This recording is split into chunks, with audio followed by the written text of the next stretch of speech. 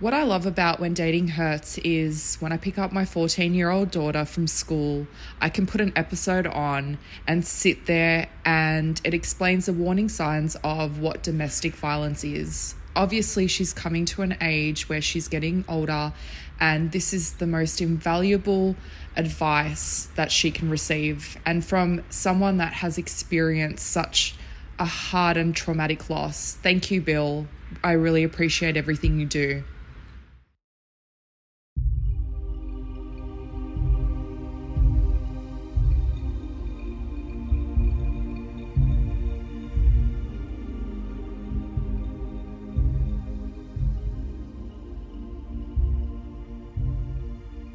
Over the past year, the When Dating Hurts podcast was streamed in 94 countries around the world. Our listeners have increased by 89%, and followers have increased by 81%. I want to thank my guests for the courage they showed in coming forth to tell their survivor stories. They are the reason this podcast is growing. And I want to thank our When Dating Hurts followers and subscribers for listening, for telling others about us, and for your comments, which I read carefully. The notes I received tell us we are doing some good in the world, specifically in the areas of dating abuse and domestic violence. Thank you all for supporting us, and be sure to subscribe.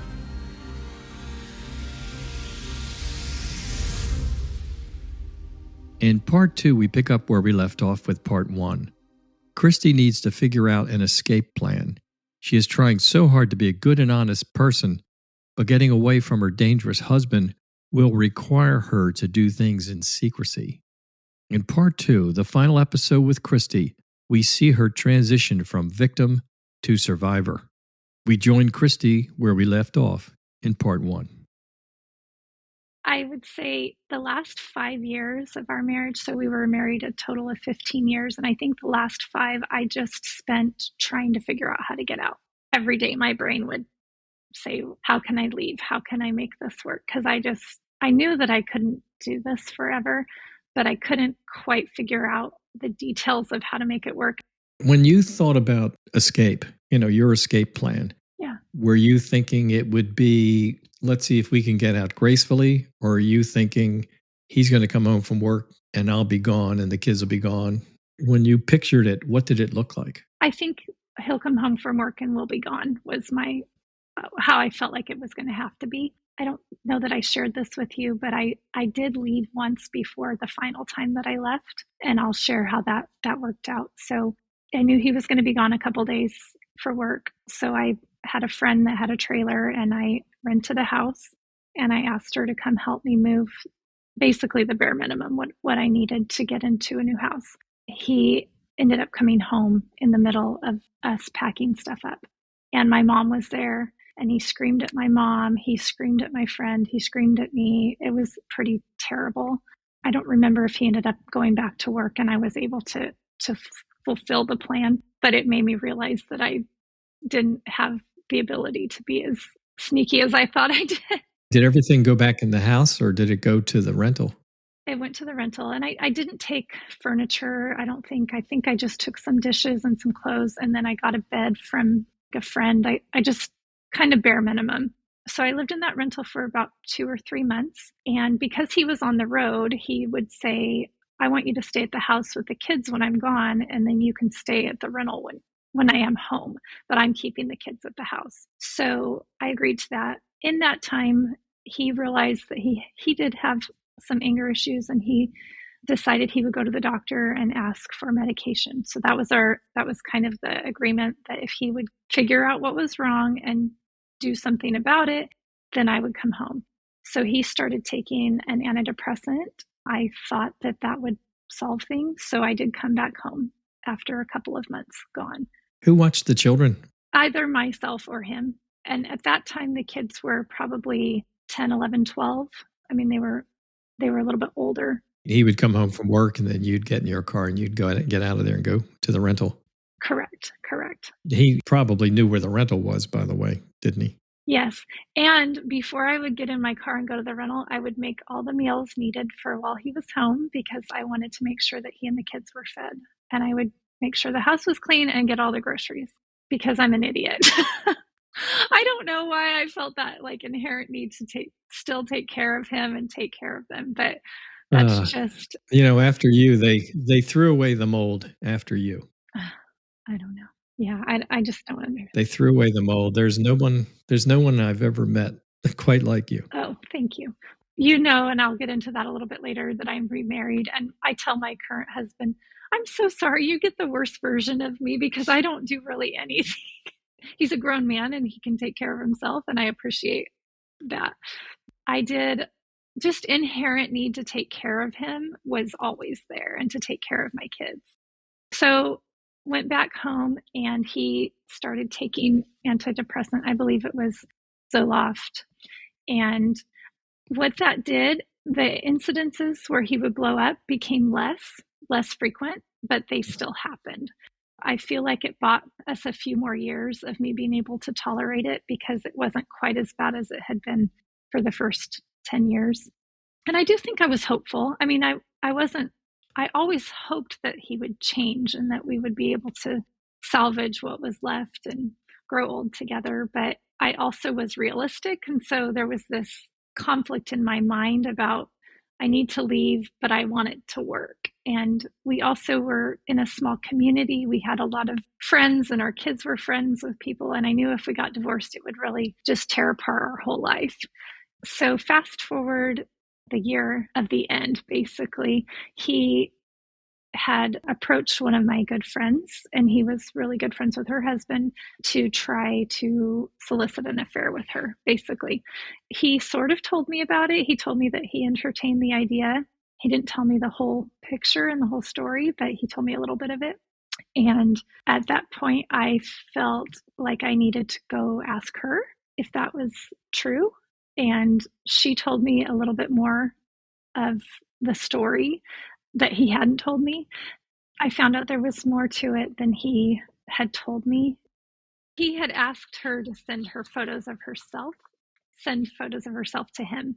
In my mind, I thought, well, he can see pictures of her all day long on Facebook if he wants to. So he's obviously asking for a different type of photo from her. She never did, but she's the one who told me that he had done that.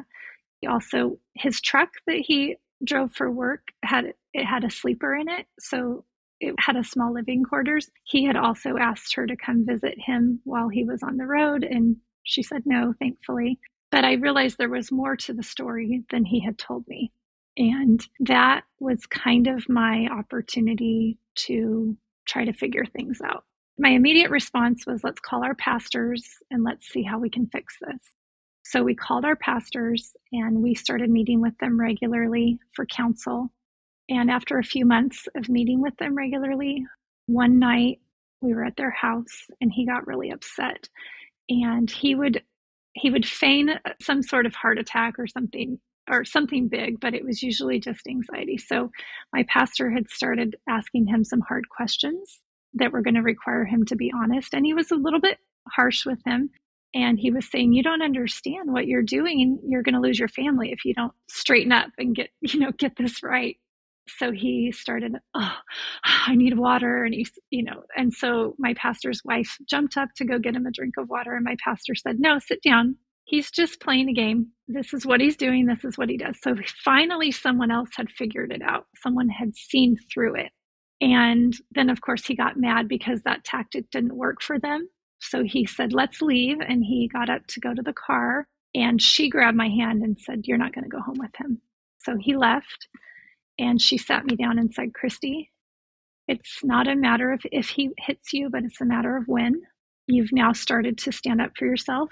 And the heart of an abuser, whether it be an emotional abuser or a physical abuser, is the same. He just hasn't had to hit you yet. I fear that he might feel like he has to now. So it's time. So they helped me walk through the next year, which was coming up with an escape plan in private. In our state, you cannot take money from the joint account until after you have filed for divorce. And so I researched that. In my job, I knew I had a pretty large commission check coming in soon. I opened a bank account in my name and I immediately filed for divorce. I just went to a legal aid services and I figured out how to file for divorce. And I got that check. It was about $12,000. And I went and put it in my account. And I thought, this is going to be the key to my new life. The next 6 months, it takes 6 months and 1 day for a divorce to be final in our state. And he would yell at me. He would tell me I'm ruining the kids' lives, I'm ruining our life, all of this stuff, how I would never follow through with it. So he was convinced that I would cancel the divorce because I had, when I had left the other time, I had filed, but I had canceled it. So he was convinced that I would cancel. I knew 100% that I was done at this time. I was done. I had support of my pastors. I had support financially. I was getting to a place in my career where I could take care of myself and take care of our kids. And I just didn't even care what people thought anymore. I couldn't live like that anymore. I think I spent a lot of years caring about what everyone thought and trying to paint a picture that wasn't true. I found a house to rent. So I had filed for divorce, but we were still living together, which is difficult. Every night I would sleep on the couch and I would have my phone and my keys in my bra. I just didn't know what he would do. So I had to be careful. He was convinced, because we were continuing at this point to meet with our pastors, because I told him, if things change, I can cancel this at any time, but I hope that we can get better. But I was still proceeding with my plans. I was still somewhat afraid. So one day he came in and he was wanting to initiate sex. And I didn't. I actually had urinary tract infection at the time, and I didn't want to. I just didn't want to. And I told him, I have a UTI. I don't want to do that right now. He proceeded to take my underwear off and examine me for proof. Yeah, which obviously it was horrible. And I just I sat there frozen because I didn't really know. It was just such a strange interaction. And he said, I don't see anything wrong. Well, obviously, that's not something that has physical, you don't see anything. So I think that for me was the nail in the coffin. Like that was the final, for me, I knew that there was no turning back. I was done. And at that point, I became apathetic about all of it. I learned about a term that might help some of your listeners. It's called gray rock. Basically, when dealing with a narcissist, all they want is some sort of reaction out of you. They want, whether it be conflict, they just want a reaction. So he always wanted to interact with me. And I learned just to make myself very boring, like a gray rock. So he would ask me questions. I would give him one-word answers. He would hound me about something, and I would only answer what was necessary. I would answer about finances, schedule, or the kids. That was it. I would never entertain any other form of conversation. He would finally, our divorce was nearing the end, he would say, I need to know if you're going to really follow through with this, because if you are, I'm not going to be alone. I'm going to find someone else. And I think he thought that would make me want to stay, like his threat of finding someone else. And in the back of my mind at this point, I thought, well, I hope you do find someone else, because I want your attention off of me. I was able to find a rental. It needed new flooring. And so my stepdad is a contractor and he agreed to help me with that. So I was at the rental and I went over to the house where my ex-husband was. I was picking up my son and I had left my daughter at the rental with my parents. And he said, where's our daughter? And I said, oh, she's at the house with my dad. And his immediate response is, your dad is dead. Then I went to the car and I just thought, who talks like that? Yes, my dad is dead, my real dad and my adopted dad who I loved, but I do have a stepdad and he's been my dad for a long time also. But I just thought about his heart and what kind of heart would say something hateful like that to someone. That's a dark heart, a cold heart. Yeah, just to be hurtful. And so I feel like all the stuff that happened in that 6 months was just fueling me to end it. Like I was like, I can't get to the finish line fast enough. I did make it to the finish line on April 6th of 2018. There were no fireworks or anything like that, but I felt such relief. I felt like it was my opportunity and I knew I would never go back. So in that time, I was able to find a house to buy. one day he had come over to pick the kids up and I wasn't there. I'm not sure why I wasn't there, but the kids told me, Mom, when Dad came over to the house, he went in your room and he was going through your dresser drawers, which he never, ever should have gone into my house. There was no reason for him to ever come into that house. He never lived there. He had no claim to it. That just bothered me, and it showed me he still didn't have any respect for any kind of boundaries. That leads me to say I have done a lot of boundary work in the last 5 or 6 years. I've learned a lot about being healthy and setting healthy boundaries, and realized that while that relationship was unhealthy and detrimental, I had other relationships in my life that weren't healthy also. And I've been able to set some boundaries with those in a kind way. I mean, just basically I set the boundaries for myself. I don't tell other people I'm setting a boundary with you. I just have protected myself.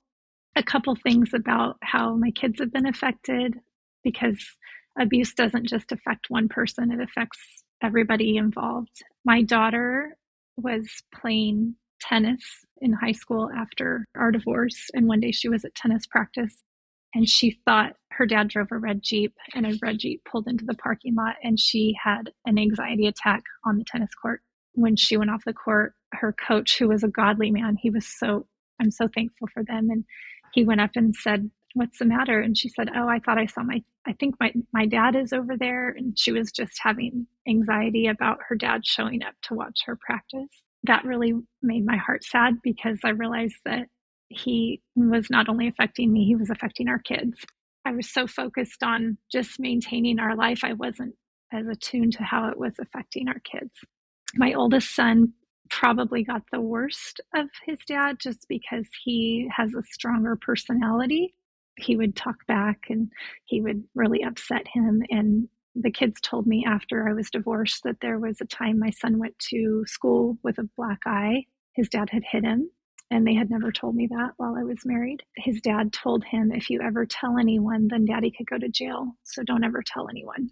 When I think about myself being hurt, I can deal with it. But when I think about the fact that I wasn't able to protect my kids, even though in my mind staying with him, I was doing it to try to protect them, I wasn't able to. That really makes me sad.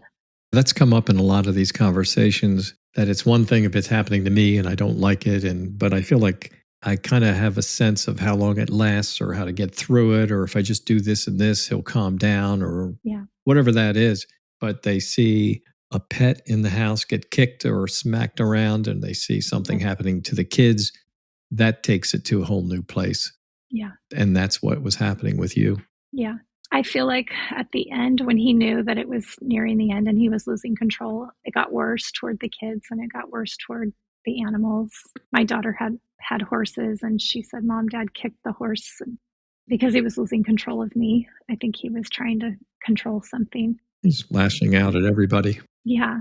And they've learned how to manage their dad. They still have a relationship with him, but they keep it boundaried. We talk about boundaries. We talk about that their dad has a personality disorder. They need to have realistic expectations about what a relationship with him is going to be. My daughter is very wise. She has a good understanding of that. My oldest son has dinner with him once a week. I feel like there's always a golden child also. He's always happy with one of them, and then he can't be happy with all of them at the same time. So they always say it bothers me because when I go see Dad, he talks bad about my brother and sister. But they all three say it. It's an interesting dynamic. And I tell them, I say, it was like that with your sisters too. When they would come visit, if only one would come, he would talk bad about the other one. And then the following weekend, the other one would come and he would talk bad about that one. And I just see all of that is a him problem. He's 12 years older than me. And I don't know how much I want to go back into, but when we got divorced, after we were divorced 2 months, he moved a woman into the home from another country. And he said she was his maid. She was from Brazil. She spoke Portuguese, which was his native language. And so basically they changed everything at the house to Portuguese, the television, everything. And so when the kids would go visit their dad, they would say, the lady at dad's house, they didn't even really have a name for her, the lady at dad's house. Within a couple of months, he ended up marrying her. Their marriage became very volatile and very strange. I think she was hot-tempered also. So they had some physical incidences.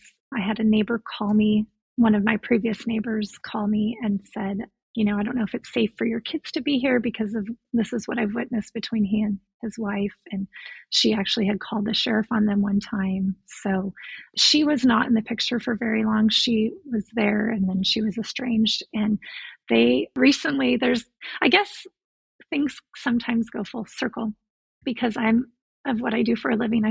I'm a realtor. He called me last year to sell his house. He said he's finally ready. He's going to move back to the old country and live on an island and live his days out, which I think is wonderful. I want him to find some sort of peace and happiness. So he asked me if I would sell his house for him. And I did. Right before the sale was final, his wife popped up and she's been out of the picture for a long time. He said he didn't know if they were still married or divorced, but she now wants a significant amount of money. She never lived in the home that I sold for him, but she wanted half of the proceeds and she wanted to know exactly how much I had made because she wanted that amount of money, at least. I don't want to say this in a bad way, but sometimes you sort of get what you give. He's come to a lot of realizations as he's getting older that I was a good wife, and he apologized to me for a lot of the stuff he had done. Talking about abusers, I've learned a lot. There are men who are dangerous, psychopaths who are going to be very calculated and do things in secret. He was never secretive. He was always very transparent about who he was. That's one thing I appreciated because I always knew his cards. But he's spent some time reflecting, and I think he was more of he was just reactive. Like he would react to his emotions at the time, and then he would get it all out, and then he would feel like he was fine, so we all needed to be fine. The older he gets, he's starting to reflect on the fact that he's alone. He's got 5 children that barely have relationship with him. He's got 3 failed marriages, and there's only one common thread, and it's him. I pray for him. I pray that he finds peace and happiness someday, but I don't know that that's going to be possible. I met someone in the year after I got divorced. He was a client of mine. He was a very nice man. He'd been single for 5 years. He was very patient, very kind, and I think we had a really good start to our relationship.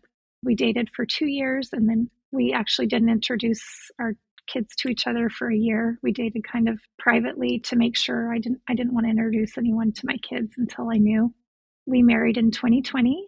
We've never had a fight. We've never had an argument. We have a great marriage. Everything's not perfect, obviously, it never is, but I think it's healthy. My kids have had an opportunity to see an example of a healthy marriage. They often say how much they appreciate him, and they're so thankful for the example. He loves them just as well as he loves me. So I feel like there's been a lot of healing happen within my life and my kids' lives, and I'm just very, very grateful to have the life that I have now. My husband works hard, but he doesn't pretend like he's the only person that works hard. He knows that we all work hard. He's my biggest cheerleader when it comes to my career. I think part of the reason I'm able to be successful in my career is because of his support and his love. We've worked hard to build a home and a family together. So we've experienced a lot of restoration, and I'm just so grateful for that.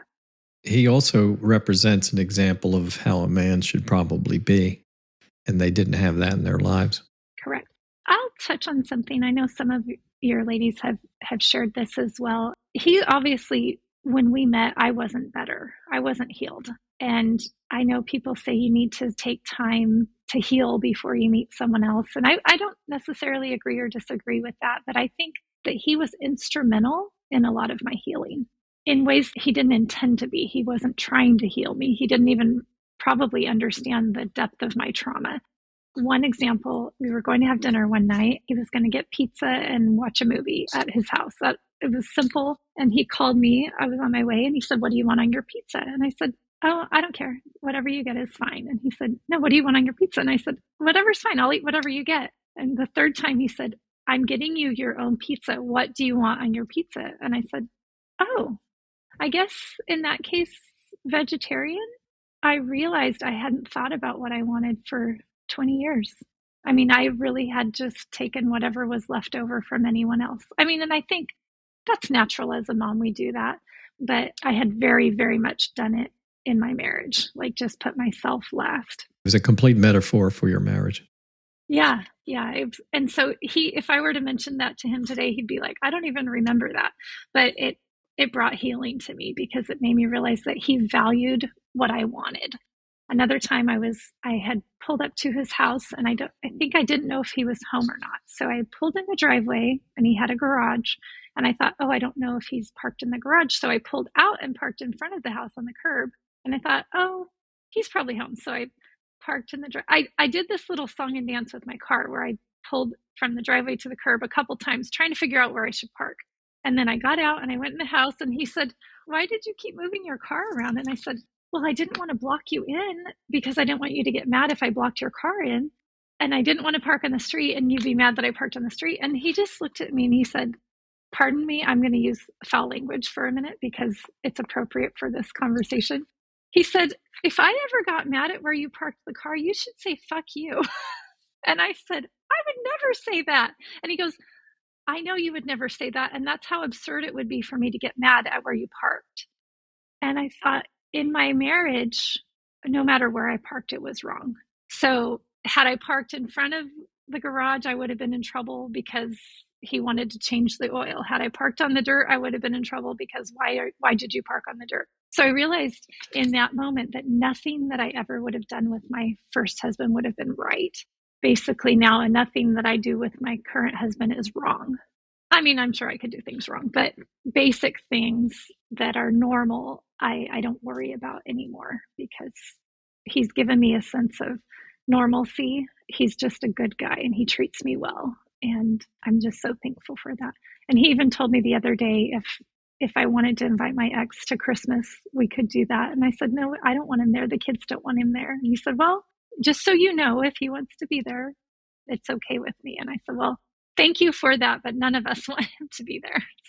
You came from a world where the chances of you getting something right were 1%. You were 99% wrong. Mm-hmm. And you're right. So it's like, shouldn't park there.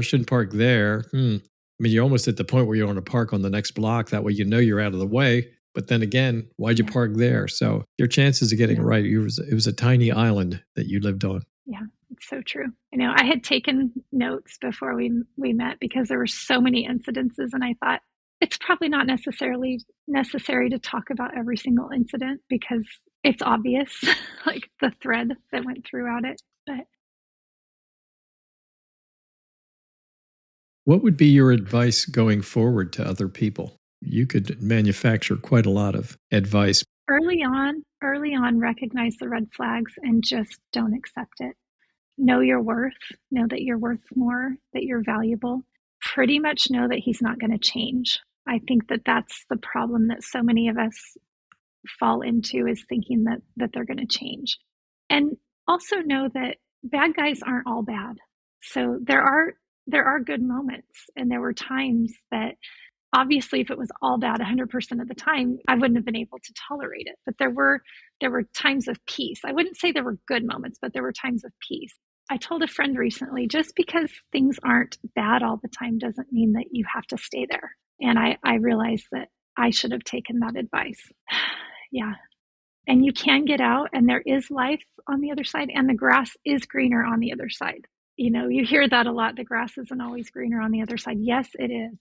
I'm a testament to that. Well, especially when the grass is dirt on the side that you're living on or it's burned up grass, because it's been set on fire for 15 years. Yeah, the grass is greener. Yeah, 100%. So I think that it's never too late to start over. I was in my 40s and you kind of do feel tired when you get the older you get and you think, oh, starting over is going to be hard and exhausting. But I would say that I'm 49 now and my best decade has been my 40s. And I'm just so thankful for that. And I'm a little bit sad that I feel like I wasted 15 years of my life and I I hesitate to say that because I have 3 wonderful children that came from that marriage. And I know that as women in this situation, that's a natural way for us to feel like we would never, ever not want to have our children. I feel like there was a lot of damage done to myself and my kids by choosing to stay for that long. So, and staying for the kids is not, you're not really staying for the kids because they're being damaged. I heard a term one time that said, I would rather be from a broken home than grow up in a broken home. So that hit me hard. That's an interesting way to put it. There's a lot of knowledge in that. Yeah, those kids are from a broken home. Well, even though we were married, they were from a broken home. They were raised in a broken home because it was broken. Yes, it was. It was 24/7. It was broken. Yeah. Absolutely. Yeah. I just want to appreciate you for the work that you do, Bill. I've been following different leaders in this movement over the last 6 years, the domestic violence, and I'm so grateful that people are willing to talk about it now. I don't know if maybe I just wasn't aware of it before, but I feel like you can do a Google search now and you can find help.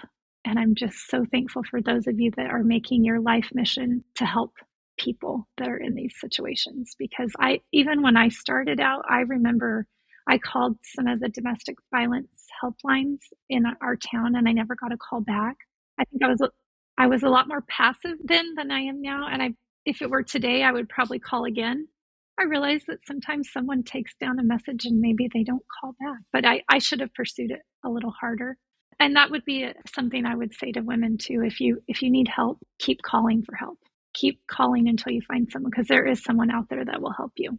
You're right about that. And if the local people don't get back to you or let you down, I would suggest people call the National Domestic Violence Hotline, which is 800-799-SAFE. Pretty easy to remember. The only hard part's the 799 part. You're right. Stay on it. I mean, this is your life. And once you get to that point where you wake up to what's really going on around you, you have to take action. You have to do something. And if it's happening to somebody in your family and you hear about it, you're involved now. You can't say, wow, I hope she works it out. You don't want to get that phone call one day like the kind we got when it's done. Yeah. Somebody was killed.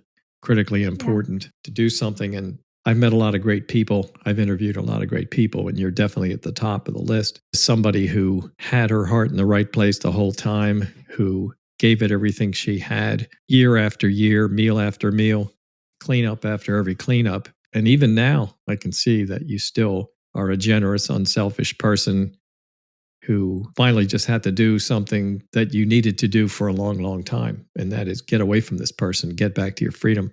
Yeah. Christy, I want to thank you for contacting me and for telling all of us your story, because we found that there's such benefit on this podcast and hearing these stories so that others can learn what abuse looks like and feels like.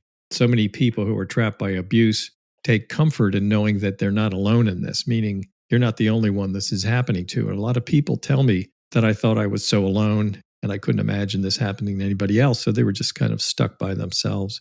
You need to know that this has happened to other people, and there are many ways to break free, and try not to do it alone. I mean, you got great help from the people at the pastors, people, and most domestic violence agencies have people who are very much trained and can be very helpful. So I'm sad that you were disappointed by them, but getting free is important, and coming up with some version of an escape plan, which some people call a safety plan. Those are good to work out, because there are so many things that even if you try very hard and you Google all you want, you won't think of everything that a safety plan would have in it. It's true.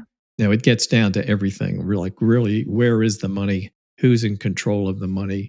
Who owns things? Mm-hmm. And it's different. If you're 16 or you're 46, obviously your escape plan is going to look very different.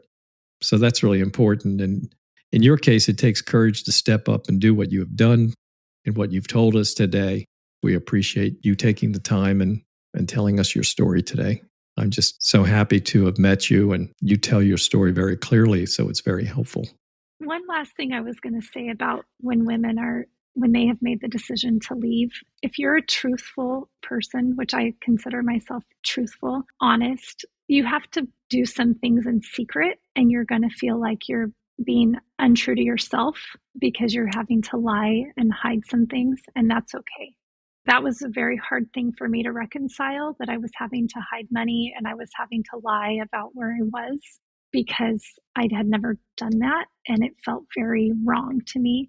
But it's okay to do it to protect yourself and your children. So I think it's really important that we as women know that it doesn't make you a liar. It doesn't make you dishonest. You are doing what is necessary to take care of yourself, and that's okay. I'm glad you added that, because it does seem, for somebody who's trying to keep a certain standard in life and has great character and value, for that person to now find themselves sneaking off at lunchtime to start a bank account. Correct. Or packing money away. And this one woman was on this podcast and she got a lot of good coaching, but part of it was to have her escape kit, which she actually hung on the back of her refrigerator. Oh, smart. She had it there. I mean, she had her birth certificate. She had all kinds of things. Yeah. And figuring he'd never look there, and he didn't. And the reason was it was out of sight and a place he probably would never look. But on the other hand, when that day came, she ran into the kitchen, she grabbed it, she hit the door, and she was out of there. She had everything she needed. That's so good. Yeah. But again, you want to go to the professionals, or at least Google it and find out what an escape plan involves, because I found one about a year ago online. It was 48 pages long. That's a lot. I mean, that's stunning. Yeah. It was, yes. That just gives you some idea of the number of questions it asks you. Yeah. It's very thorough. You're not going to think of 48 pages of questions and answers. That way you're really ready. So when you do hit that door, when you go out for the last time, or however you do it, whether it's under the cover of night or whatever that is, you want to be thorough about it. You want to land in a good spot someplace where everybody's safe, whether it's pets or kids or, of course, yourself. Yeah, I agree with that. Good counsel. So life is good. We're in a good season. Oh. And I'm fortunate to be able to help with my little 1-year-old granddaughter. It's lovely. My daughter does help me. We have a small group of ladies that are in various stages of abusive relationships, in and out. And she comes to the meetings and she offers such wonderful insight from her perspective that helps the women understand from the kids' perspective. She says, I wish my mom would have left a long time ago. And so hearing from that is good. It's hard and good. Anything that gives people the little push, that little push they need. They're on the fence. Should I stay? Should I go? Should I stay? Yeah. The national average is that women specifically will leave 7 times before they leave finally. I've heard that. I can't even imagine. That's crazy when you think of it, but that's it. I've heard plenty of people give me, and they always give me the same number. Mm-hmm. And the person I just interviewed a couple of days ago, she was like 3 or 4 times. And I told her about the 7, and she said, wow, I can't believe I'm under the average. I felt like I did it a bunch. I think I left in my mind 700 times. Oh, yes. Because you just piece it together. You try so hard to put the puzzle together, how it's going to work out. And that's the other thing I would tell people is you want to have a clear path and you want to have it all figured out, and you're not. You just have to do it. You just have to step out in faith and trust that the path is going to be lit before you, because you can't have it all figured out. And if you're waiting until you have it all figured out, you're never going to do anything. It can become paralyzing. There are all these reasons not to do it. There's always one more thing that you're concerned about and you're anxious about. Yeah. But I've had some people, they make the decision to go, they get the bare minimum, they go, and they just figure somebody's going to pick me up somewhere along the line. And every last one of them eventually just rebuilt herself. Yeah. Yeah. I've so not enjoyed, but I guess enjoyed listening to your survivor stories. And the one, I can't remember her name, but she left with 2 toddlers, and her 7-year-old he had taken the 7-year-old to school, and she ran into the woods for 3 days. And that's the most horrifying thing. Yeah. But I just feel like that is what's happening. And that's what happens to these women. And we need to band together and show that there's more. I'm very moved by your stories and your ability to bring it out and provide a safe place for us to talk. The least I could do, really the least I could do. I see a little bit of my daughter in every person I speak with, and I can't help her, but I see that I can be helpful, allowing them to tell their stories. They usually come away feeling like it was a great catharsis, and then other people catch on to these stories and they see this sort of kinship or sisterhood, and most of the time it's women who come forward and tell their stories. I don't get too many guys. I wish I got more. Yeah. and they're out there. They just have their reasons. It's too embarrassing or whatever their issue is.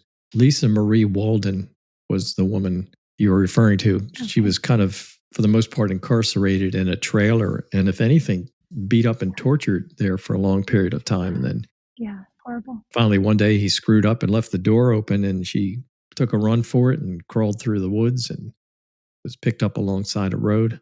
Wow. I'm going to interview again soon. Oh, good. To see how she's doing. I love that. You can tell from her voice. She's a very sweet Southern lady. Mm-hmm. Well, Christy, look, thank you so much. You've told us a whole lot and given us a lot to think about. There's a lot of advice interlaced throughout everything you've been saying. Yeah. So great for you to come to see us and to spend time with us. And everybody will benefit from hearing what you had to tell us today. Thank you. Thank you. Thank you. Every survivor story is unique. Every story shows the determination it takes to break free and restart a life. If you need to regain your life, seek help from trusted friends, your church, your doctor, or domestic violence agencies in your area. But do something to save yourself. These abusive relationships only get worse. Thank you for listening to the When Dating Hurts podcast. Be sure to subscribe so you don't miss out on life-saving advice from those who know exactly what they're talking about. If you've got a story we need to hear about a survivor or a current victim, this is a good place for it. By sharing what you know, we all will benefit. Just email me at billmitchell@whendatinghurts.com. That's Bill Mitchell at whendatinghurts.com. Hi, it's Bill. I'm proud to say the When Dating Hurts podcast is part of the Evergreen Podcast Network. To learn more about Evergreen Podcasts or to check out other shows on the Evergreen Network, just visit evergreenpodcasts.com.